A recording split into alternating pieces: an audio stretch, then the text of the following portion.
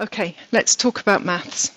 The first thing we would be teaching the children is what each of the numerals look like, and learning, if you've got the number 2, what 2 looks like and how to count 2.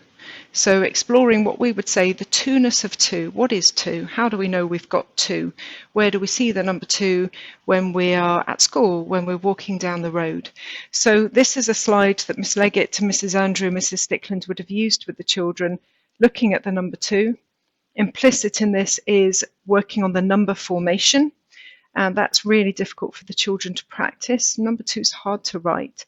So practicing writing the number 2, but also counting out 2 of things and recognizing things like Numicon, which is some of our maths equipment, or looking at a tens frame.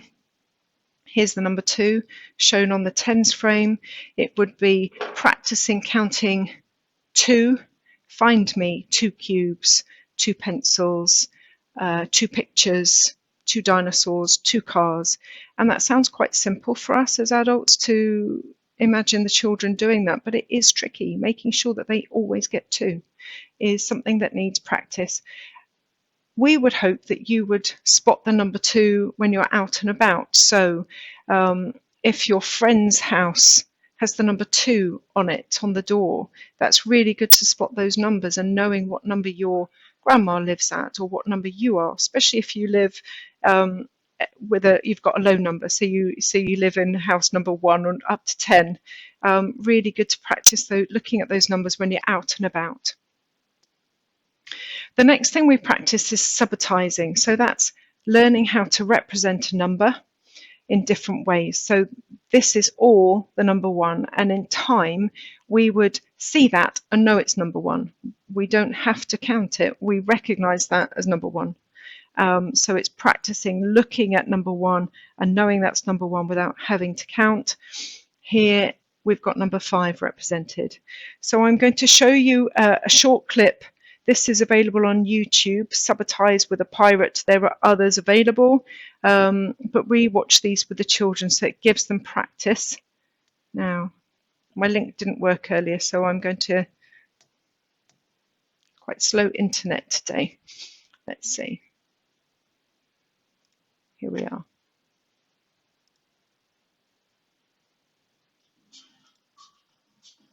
Subitize with a pirate. Think fast, insane ascent. Subitize, fill in the blank. I won't play the whole thing. Oh, what a blank. That's right, shipmates. No counting allowed on this boat. See the amount of descent quickly or walk the plank.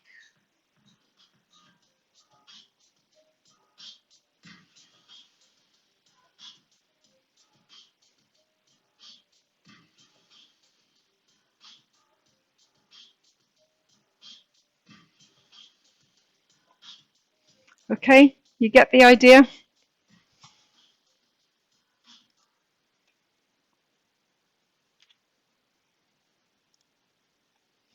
So there are plenty of those available on YouTube. I'd suggest you watch them first before you show them to your child, but you're just practicing looking at an amount and knowing what number it is. So in time that will help them with their maths calculations because they won't have to count things. They'll just look at it and know. So in time they would see us do that and know that's 10. Okay. Here's a child's work. So they would have been working with their teacher and they'd have chosen a number card or been given a number card and saying, right, what is that number? How can you make it? So their learning was to choose the right pictures and the right cards and the right amount to represent that number. And in doing that, they'd have been talking with their teacher and talking through the activity with the teacher, scaffolding that, supporting that if they needed it, asking them questions to get them thinking and get them explaining their answers. Here they've been working on the number 2. We've taken a picture of the work. That's a record of what they've done with their teacher because we can't stick that in their maths book. You'll see there is an error, and that's what happens when you're 4. You're learning, and it's okay to make mistakes. We'd have talked about that and asked them in time, okay, how do we know that's not number 2? So we'd have done that carefully because we all make mistakes and that's part of learning. and we've recorded it as it is. That's their work as they did it, and that just reminds us that when the child was working on number 2, there was an error. So it's a reminder for me to just check their understanding next time. Okay, counting is really important, and it's something we probably take for granted because as adults we probably don't remember learning to count. The important thing is making sure that you're pointing and saying the number as you count. It's harder to count when it's all random, so you can easily miscount or count twice.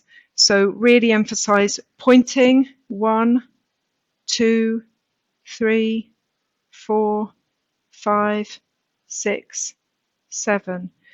Pointing and saying, and do it slowly, because with a higher number, probably they'll race ahead when they're saying the numbers. They're confident saying the numbers out loud, and they're not making sure that their finger is pointing on the dots or on the counters or on the cubes as they say the number. Easier to count where they're in a line when it's a bit more uniform, and you can choose whether you say 1, 2, 3, 4, 5, 6, or count this way, 1, 2, 3, 4, 5, 6. But lining them up is always easier, and if you can move them as you count them, even better.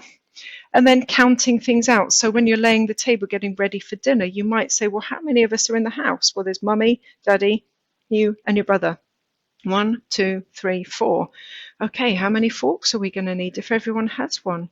How many knives? And helping them count them out. We need 1, 2, 3, 4 forks.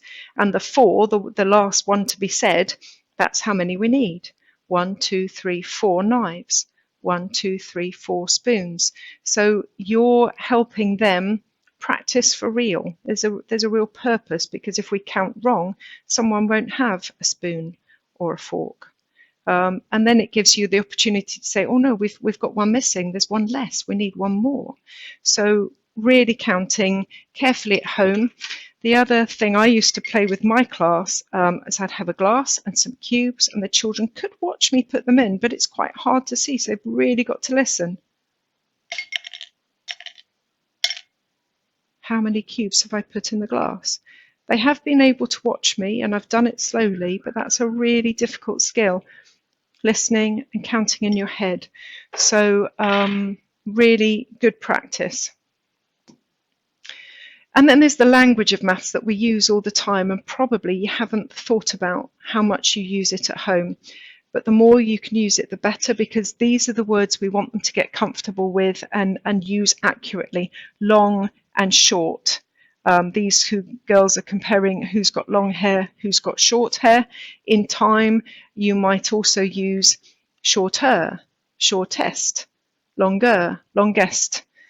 Full and empty, is your glass full or empty? Is my shopping bag full or empty? All of those opportunities to practice what's full, what's empty. More, less is a really important one. Now you can do that when you're counting out counters for a game. You can use that if you're counting out treats. You can have 3 sweets each. Oh, you've eaten some. Who's got less? Who's got more? So really using that language of more or less, comparing amounts, because that's a really tricky one to look at. Well, I've got some cubes, and which hand has got more? And how do we know? And comparing those amounts and lining them up to see which one has more, which line is longer, which tower is taller, which has more or less. Heavy and light, a really good one if you're bringing shopping in from the car.